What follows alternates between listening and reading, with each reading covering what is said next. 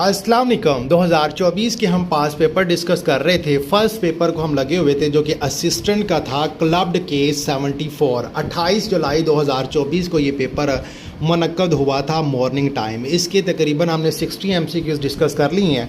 बाकी जो रह गए हैं वो इस वीडियो में हम कंप्लीट करने की कोशिश करेंगे। तो स्टार्ट करने से पहले अहम अनाउंसमेंट बच्चों कि हम इस प्लेटफार्म से पहले मरले में 2019 से लेकर 2025 तक के 7 साल PPSC के पास पेपर्स को डिस्कस करेंगे।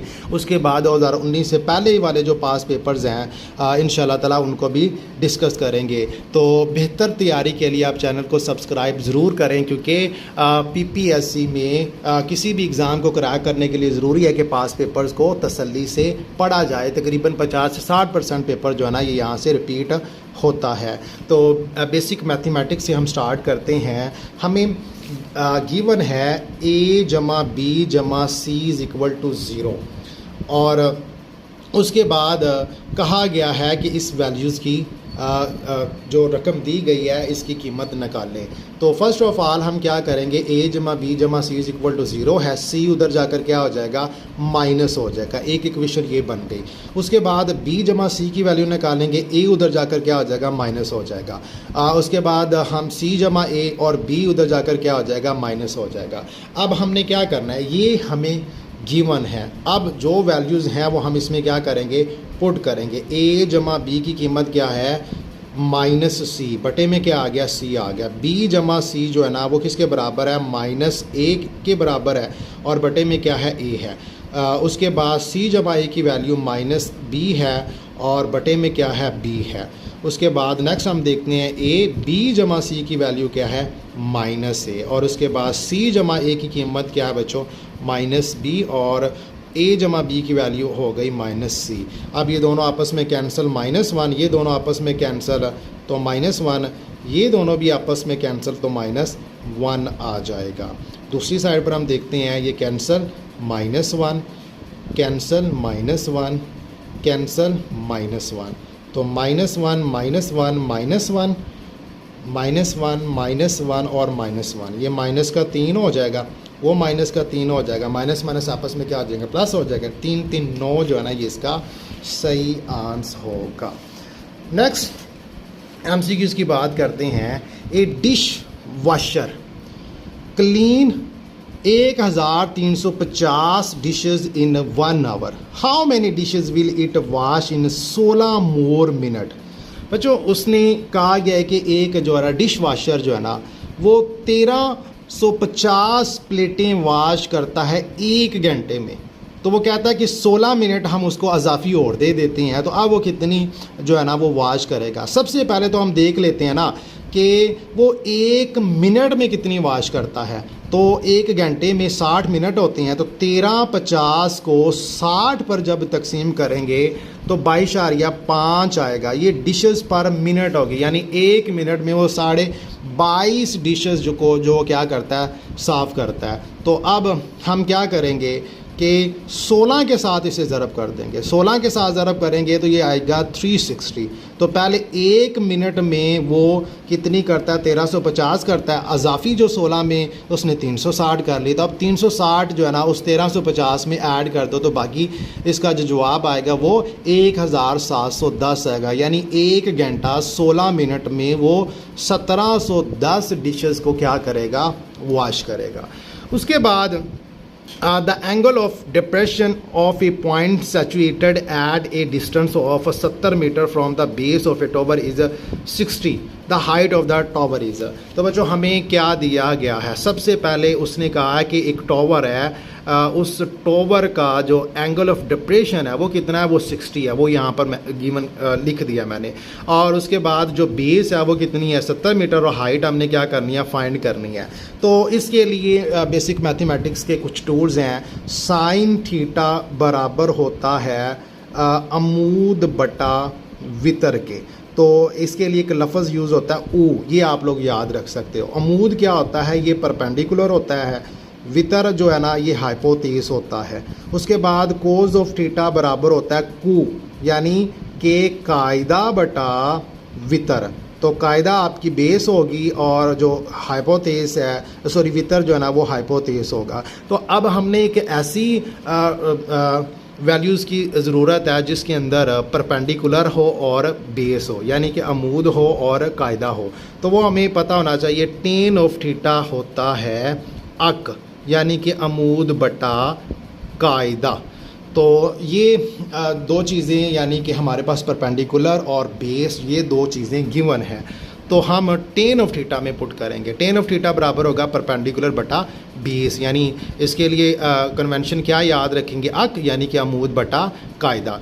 टेन थीटा की जगह पर आ गया 60, परपेंडिकुलर की जगह पर आ गया एच, बेस की जगह पर आ गया 70 मीटर। तो टेन 60 की वैल्यू बच्चों आपको याद करनी पड़ेगी, वो √3 होती है।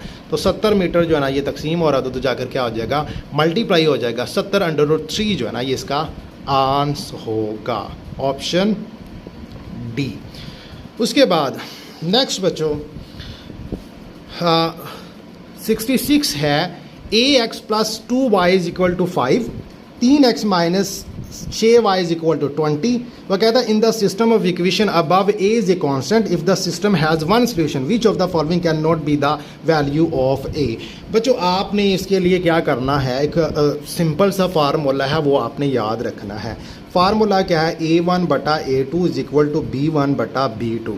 a1 क्या होगा जो x का कोफिशिएंट होगा, a2 यानी जो a है वो x के कोफिशिएंट होंगे और जो y के कोफिशिएंट जो ना वो b होंगे। तो दो मसावाते हैं तो दो ही x होंगे, एक a1 जो है वो आपका a होगा, a2 जो है ना वो आपका 3 होगा और b1 जो है ना वो आपका y का कोफिशिएंट होगा और b2 वो भी y का कोफिशिएंट होगा दूसरी इक्वेशन में। तो ये मैंने यहाँ पर क्या कर दिया मेंशन कर दिया। अब आप इसमें क्या करोगे, इस फार्मूले में कीमतें दर्ज करोगे। a1 की जगह पर a आया, a2 की जगह पर 3 आया, b1 की जगह पर 2 आया, b2 की जगह पर -6 आएगा। तो यहाँ पर a की आप वैल्यू फाइंड करोगे तो वो कितनी आएगी -1। तो -1 आपका क्या होगा आंसर होगा। ये इंतहाई आसान सा क्वेश्चन था, जिस मेथड से ये इस क्वेश्चन हुआ इससे आप नहीं करोगे। उसके बाद 67 MCQs है the sum of ages of 2 children is 12।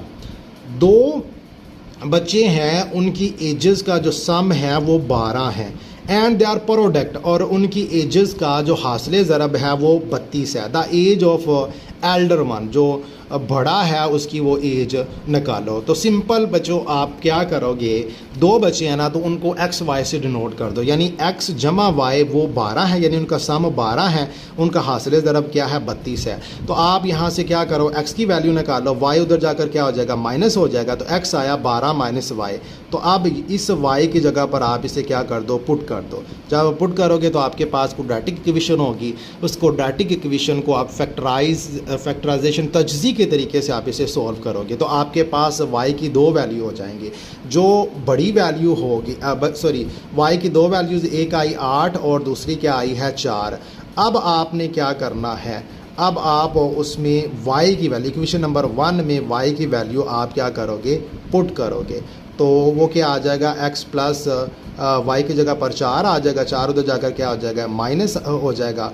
तो इसका जो सही आंसर है वो कितना आ जाएगा, वो 8 आ जाएगा।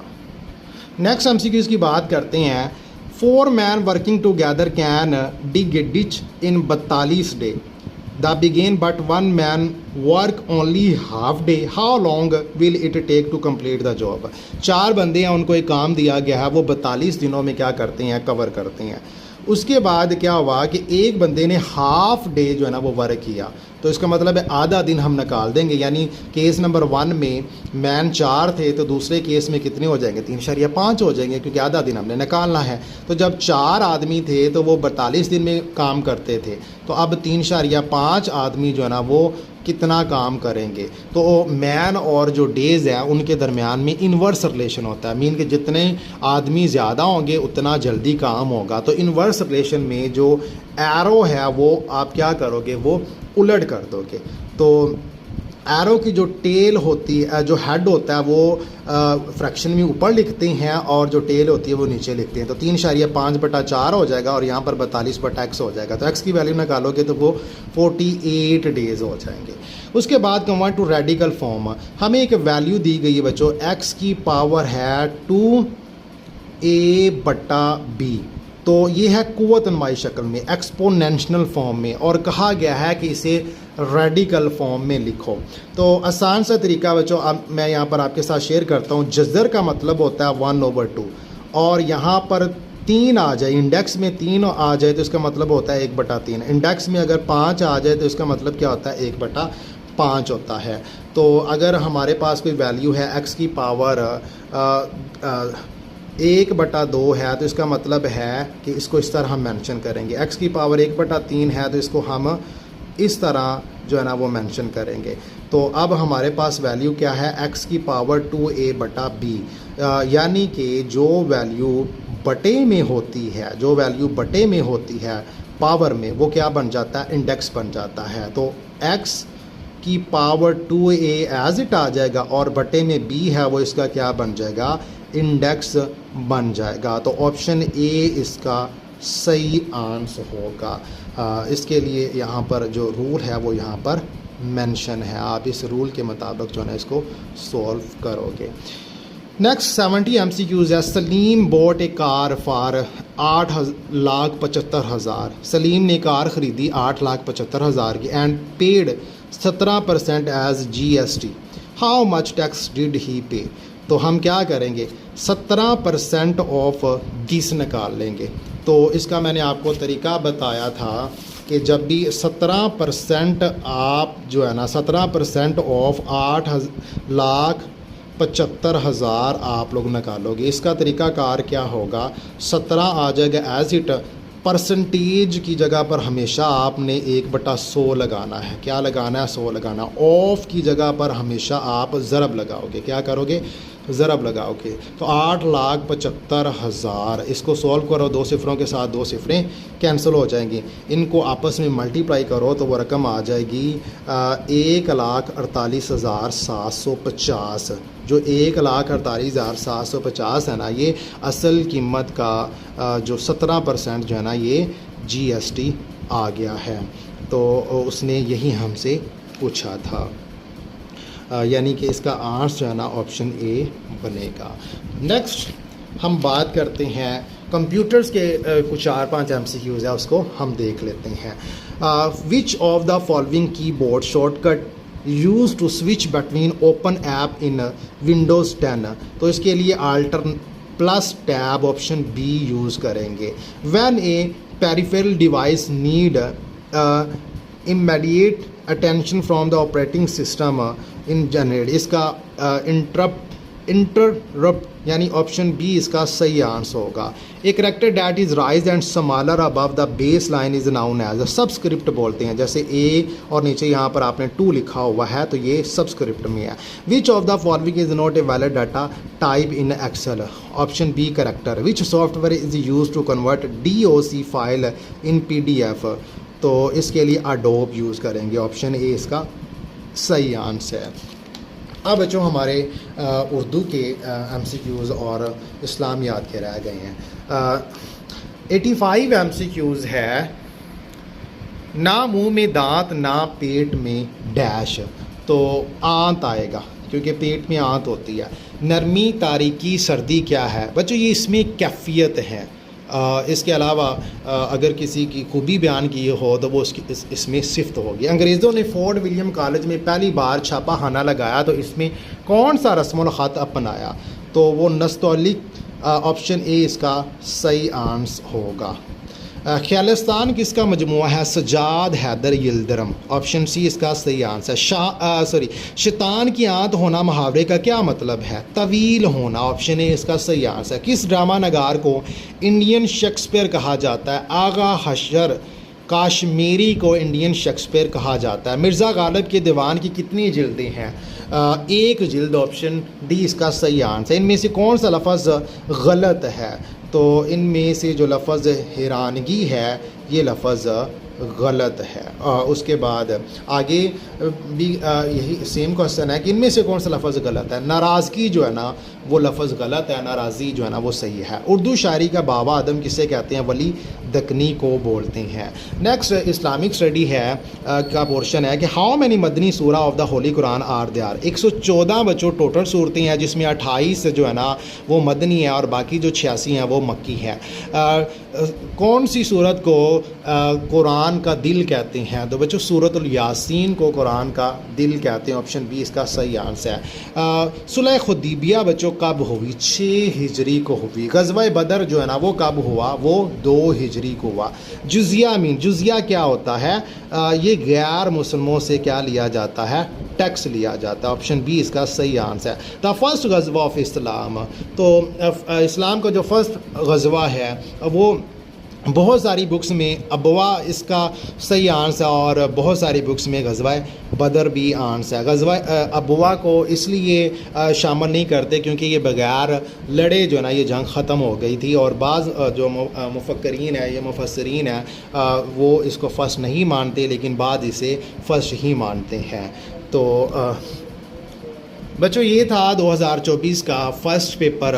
इसके तकरीबन 30 प्लस पेपर हैं 2024 में जो मुनक़द हुए हैं, तो वो इंशाल्लाह ताला हम डेली बेस पर कोशिश करेंगे कि इसको हम कंप्लीट करने की कोशिश करें। अभी के लिए थैंक यू, अल्लाह हाफिज़।